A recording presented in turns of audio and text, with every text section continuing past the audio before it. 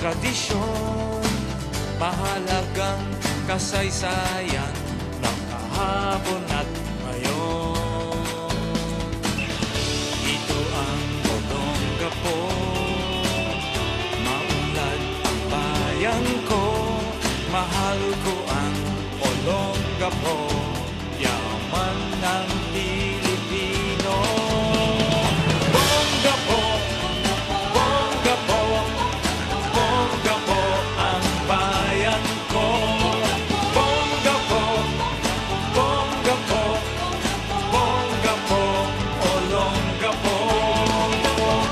Pinagmamalaki, saan man sulok ng mundo. Bonggapo ang bayan ko. Bonggapo, Olongapo.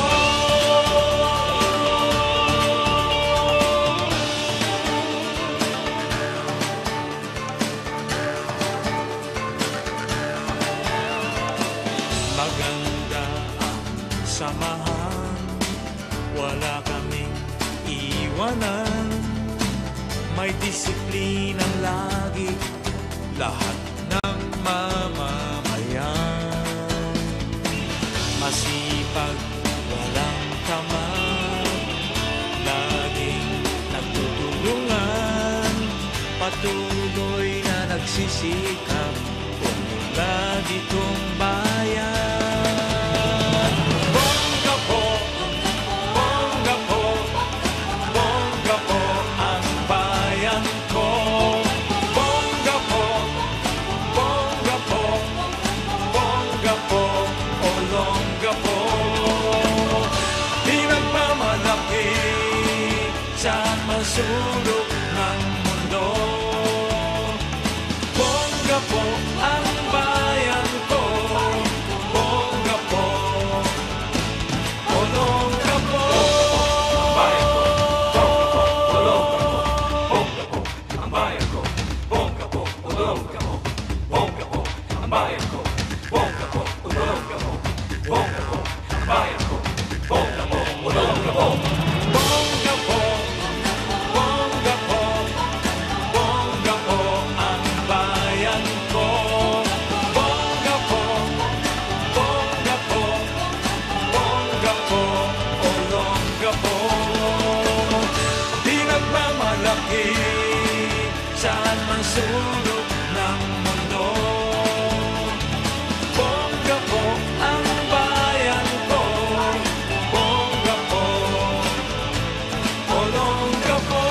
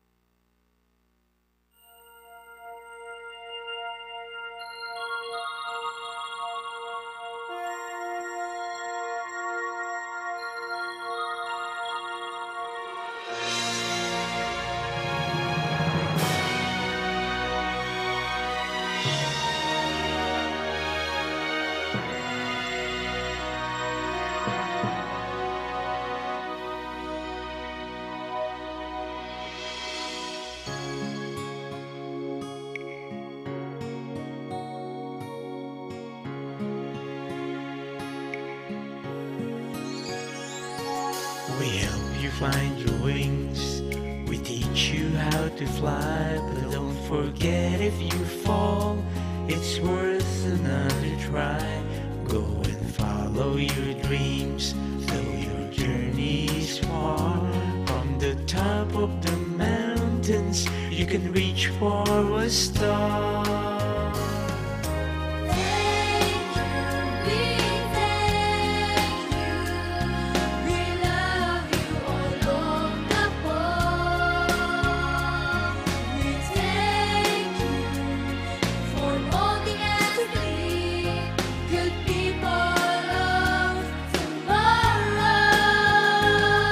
We give you good health and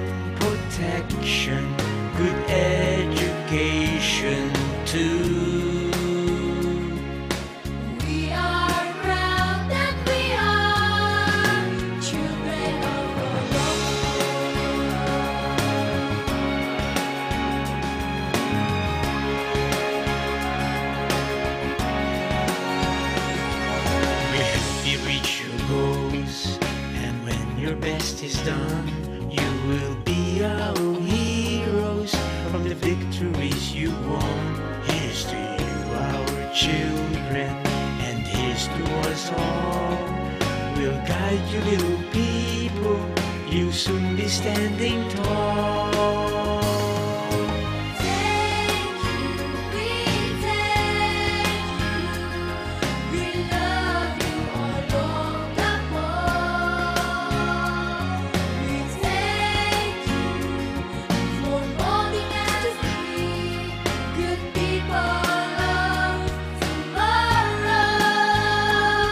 We give you good health and protection, good education too. We are proud that we are children of our Lord. We love our land, we love our sea. Nature is rich and so are we.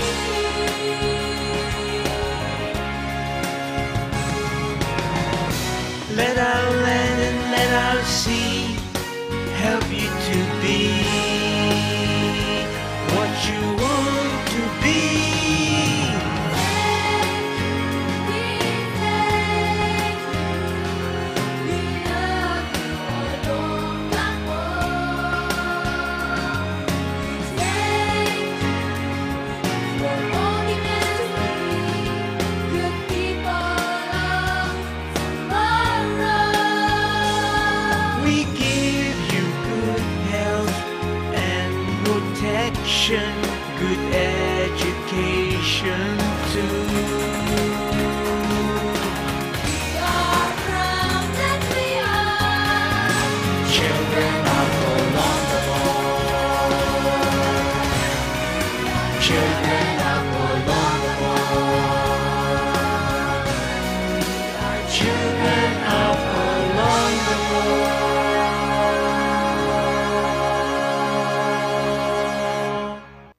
Kami po ang Urban Family Unified Youth Organizations at kayo ay nanonood ng Sangguniang Monitor.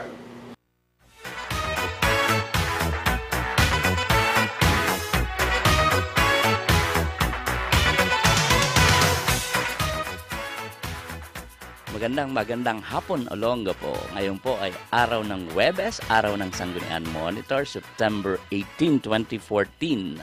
Ayan, ako po ang inyong konsehal, ang inyong kagawad, ang inyong friendship, Edic Piano. At mamaya po ay makakasama natin ang ating friendship na si Konsehala Tet Marsan. Medyo na late lang at paakyat na ata dito sa building. So, aantabayanan po natin ang ating friendship na si Konsehala Tet Marsan. So, ang Sangguniang Monitor po ay katulad ng dati ay magbabalita sa inyo ng mga pangyayari o kaganapan sa loob at labas ng Sangguniang Panglunsod. So last kahapon po supposedly dahil nakalahad po sa aming internal rules ay dapat ay araw ng Wednesday ang aming session sa ganap ng 1:00 ng hapon, pero naganap po ang session noong Monday at hindi po kami nakadalo ni Konsehala Tet Marsan dahil wala pong formal o official na komunikasyon na ang aming session ay ginawa noong Monday. Kaya kahapon ay nagpunta kami sa Sangguniang Panglunsod at nandun kami ni Konsehala Tet Marsan. Tamang-tama naman na dumating ang ating Queen of the Philippines, ang Queen of Olongapo, si Laika Antoinette Johnson. Kaya ibinigay o iginawad natin sa kanya yung resolution po na ibinigay ng Sangguniang Panglunsod. Ang proponent po nun ay ako at si Konsehala Tet Marsan, yung resolution na nagpapahayag ng pagbati at komendasyon sa pagkakapanalo ni Binibining Laika Antoinette Johnson sa Queen of the Philippines, at siya po ay lalahok sa patimpalak kagandahan sa China, sa bansang China ngayong November. Kaya marami siyang mga ginagawa at kahapon lang po talaga yung kanyang panahon para magpunta sa Sangguniang Panglunsod. Kaya kahapon po natin i-present yung kanyang resolution. Kasama po natin kahapon of course, ang aking partner, ang aking friendship, Konsehala Tet Marsan. Nandoon din po si Konsehala Ellen Dabu at si Konsehala Winnie Ortiz.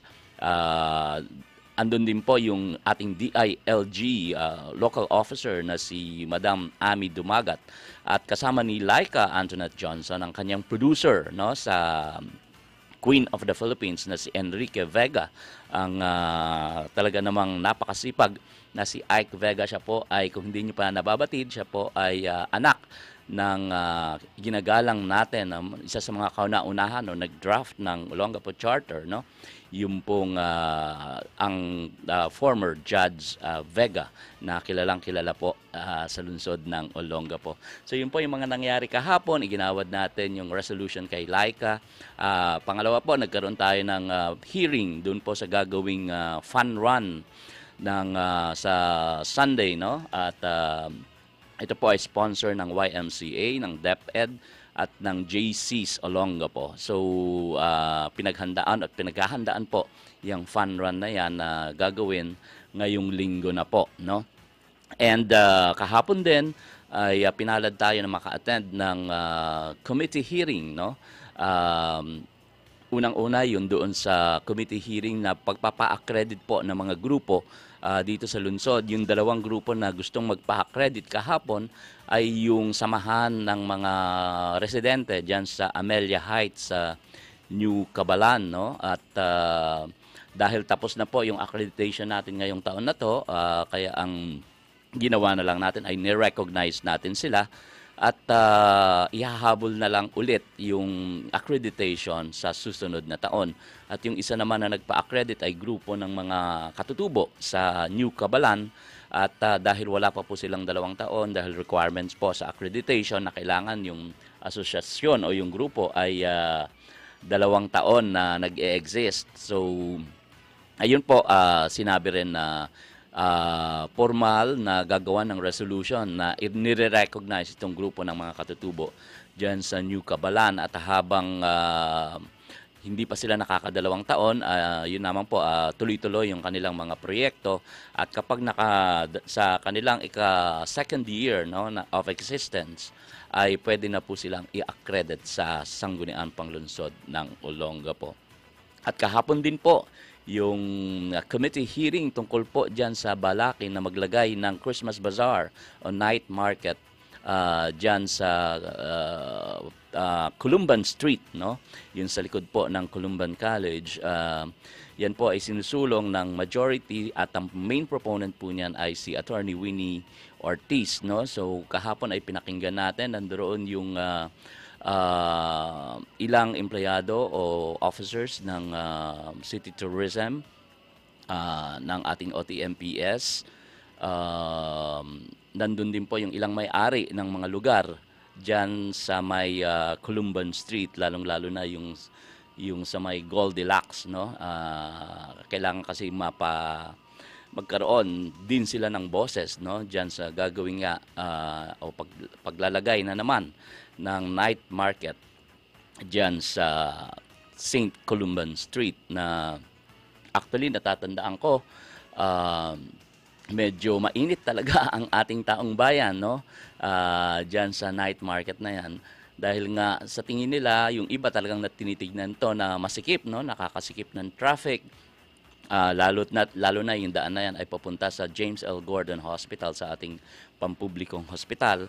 At ayan po, tinitignan, bukod sa masikip, parang eyesore pa kasi nung panahon ng halimbawa na existence ng night market nung panahon ni dating Mayor Bong Gordon, ay talagang tinitignan ng maigi yan na may nagmo-monitor, no, at kahit na ano ang the best na gawin ng pamalaang panglunsod ay lumalabas pa rin, no, na mahirap talaga silang i-monitor, lalo na yung sanitary aspect nung doon sa lugar, ano, dahil mahirap nga i-maintain yung kalinisan at yung iba tinitignan na talagang eyesore yan, no.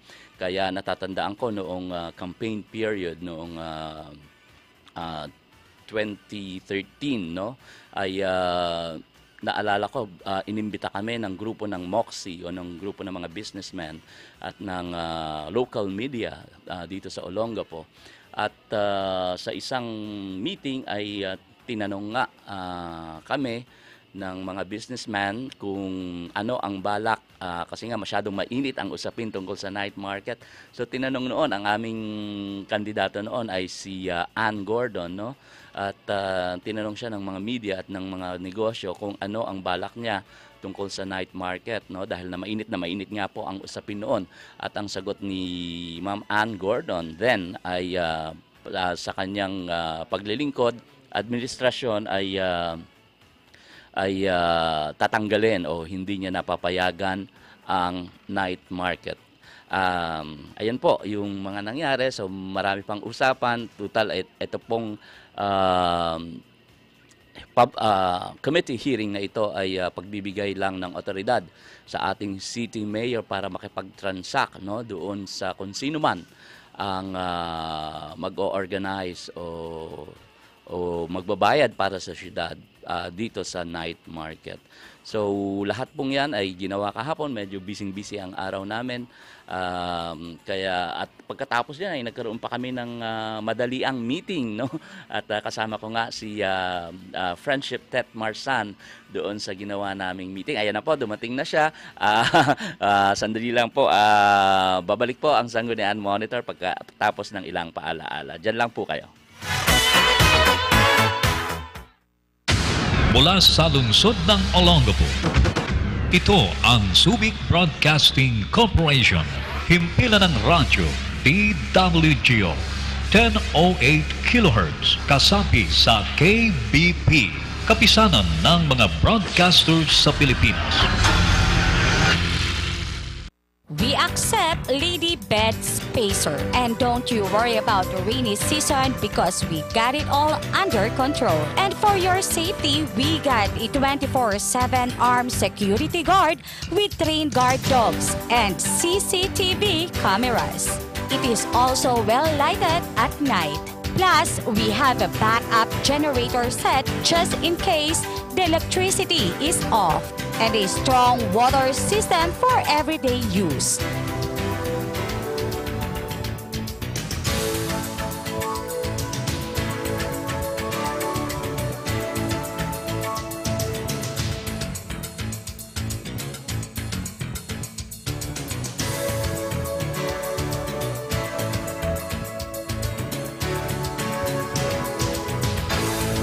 We are located at Purok 3D, Farmers Lane, Mayuni Street, Barangay Santa Rita, Olongapo City.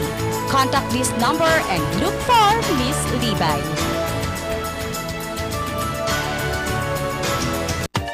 Enjoy life while you're still young. Be mentally alert and energetic. Shape up. Give your body the calisthenic you need, which will help you improve. Come and enroll at the biggest gym in the city. G-Gym Bodybuilding, Karate, Aikido, Kickboxing, Taekwondo, Ballroom Dancing, and more. Call or text at 0927-518-7889. Look for Miss Jenny Ascal, the manager, or see us at number 1 Lower Calaclan at the back of DWGO, DWOK FM Radio. We want you to visit our place too. G-Gym Bodybuilding. Life is beautiful if you know that health is wealth.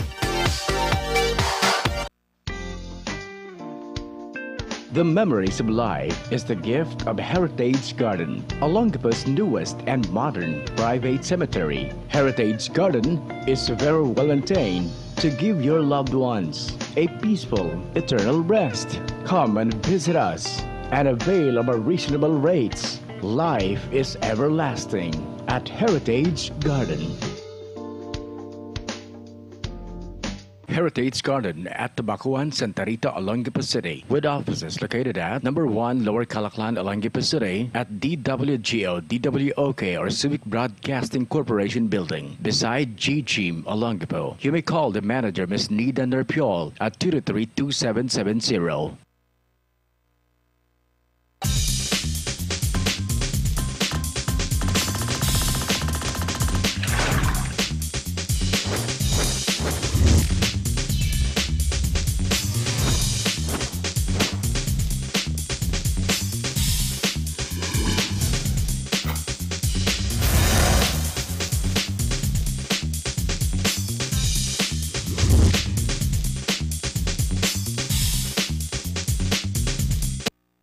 Kami po ang Urban Family Unified Youth Organizations at kayo ay nanonood ng Sangguniang Monitor.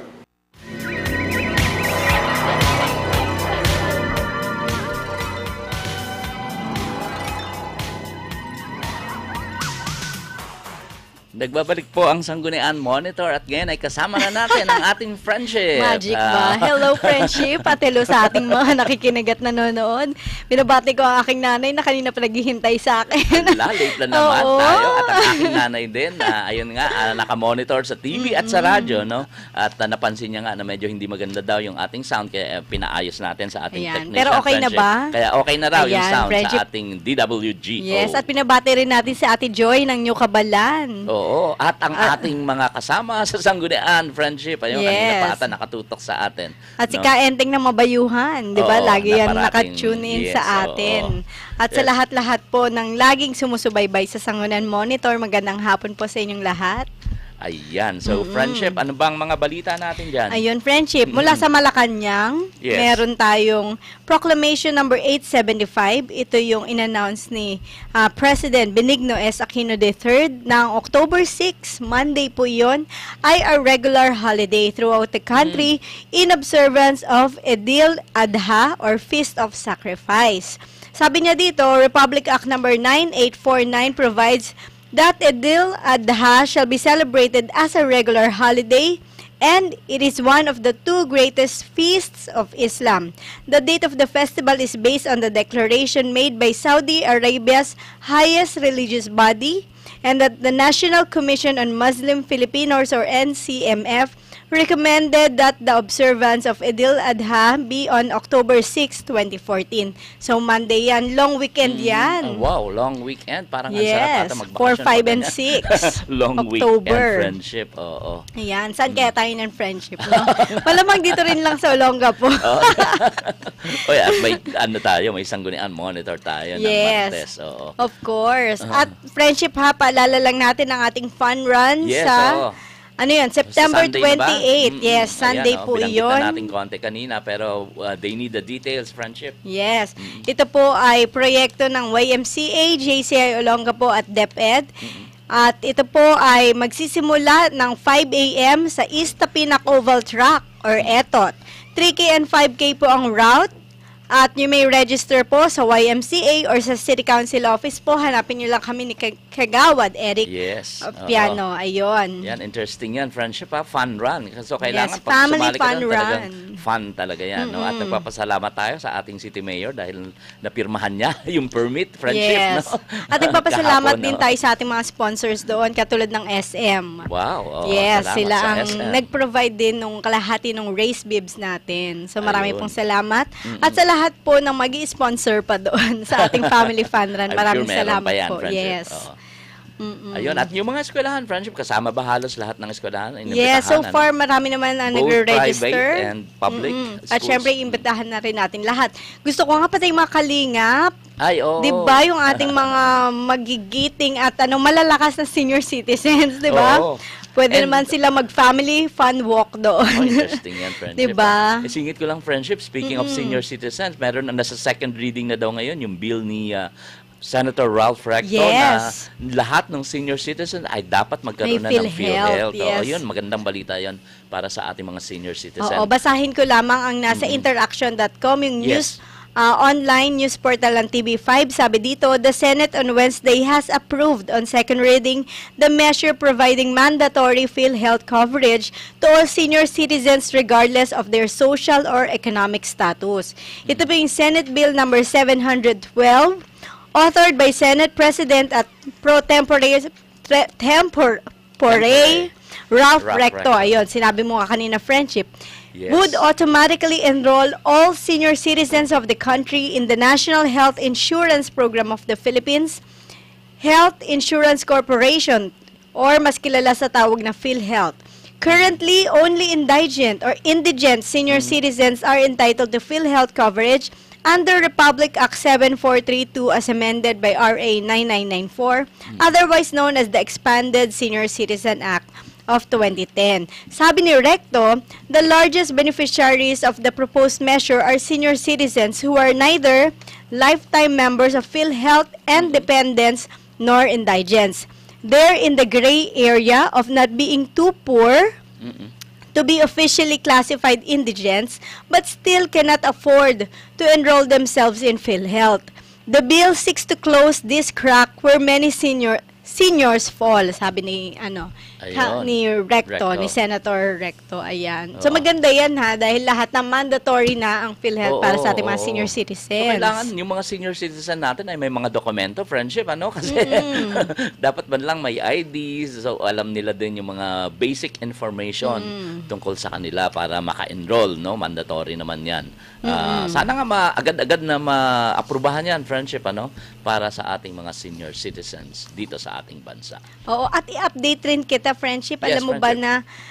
na nasa dengue alert ngayon ang San Fernando, Pampanga? Malapit Ako, lang sa atin bakit? yan, Oo. ha? Delikado. Sabi dito sa interaction.com, the online news portal of TV5, the Department of Health or DOH Regional Office here on Wednesday declared a dengue outbreak in the town of Santa Rita in this province of Pampanga following the significant increase in the number of cases.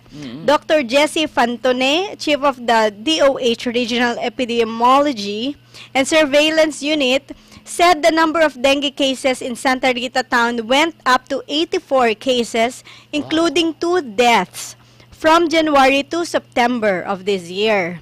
He said that the figure is up by 91% compared to only 7 cases in the same period last year. Nako, O, tingnan mo ha, biglaan 7 yan, lang. friendship, ha? Last year, ngayon 84. Oo, So, pati ang sobra. Olongapo dapat mag-ingat. Nakakabahala yan, oo. Yes, napakalapit niyan sa atin, at di ba? dinadaanan natin yung Santa Rita Pag nagagaling tayo ng Olongapo, dinadaanan natin yan papuntang Manila or San Fernando. Kaya pinag-iingat natin yung ating mga kababayan na talagang maglinis ng kanilang kapaligiran. Yung mga stagnant water ay dapat pong nililinis yan at para makaiwas tayo sa sakit na dengue. Ayun, friendship. At kanina, bago ka nga pumasok, dinidiscuss ko, friendship, na isa sa mga naging dahil busy tayo kahapon, at natapos yung araw natin doon sa meeting natin, 'di ba, na nagkaroon tayo ng yung PC 7227 at pinag-usapan natin yung nangyaring second plenary ng People's Congress for the amendments of 7227 at naging maayos naman at na-schedule na yung third plenary at yung fourth plenary, yung final plenary bago natin ito i-submit sa Kongreso, both sa Senate at saka sa House of Representatives. Actually, friendship, kaka-text ko lang kay Councilor Noel Atienza. Sabi ko kung pwede niyang ibigay sa atin o i-forward sa atin yung soft copy nung expansion. 'Di ba may ipinasa tayo sa Sangguniang na expansion ng Subic Bay Freeport Zone sa Olongapo. Yes. So sabi ko para mai-consider o maidagdag dun sa amendments Para natin. maipasok natin. At Kasi sa lahat naman po ng importante mga delegates, please reserve your October 9. Ito po ay gaganapin naman sa Bataan, sa Municipal Town Hall nila. ng Hermosa, Bataan. Yes. Ayun,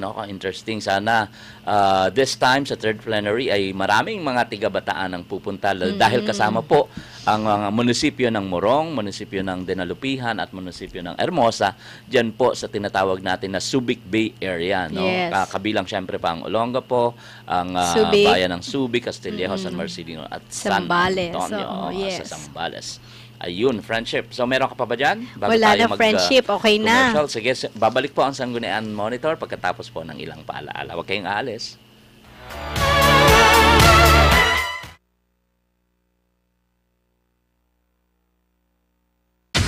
Mula sa lungsod ng Olongapo, ito ang Subic Broadcasting Corporation. Himpilan ng radyo, DWGO, 1008 kHz, kasapi sa KBP, kapisanan ng mga broadcasters sa Pilipinas.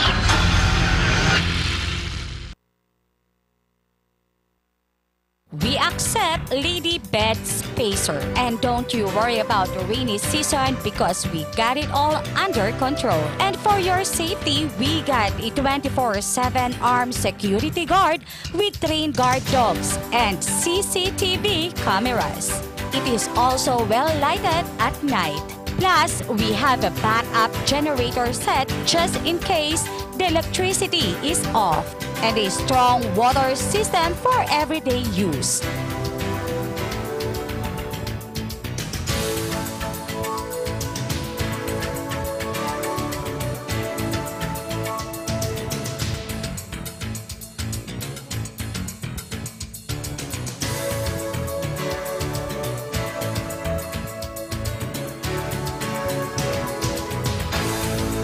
are located at Purok 3D, Farmers Lane, Mayumi Street, Barangay Santa Rita, Olongapo City. Contact this number and look for Miss Libay. Kami po ang Urban Family Unified Youth Organizations at kayo ay nanonood ng Sangguniang Monitor.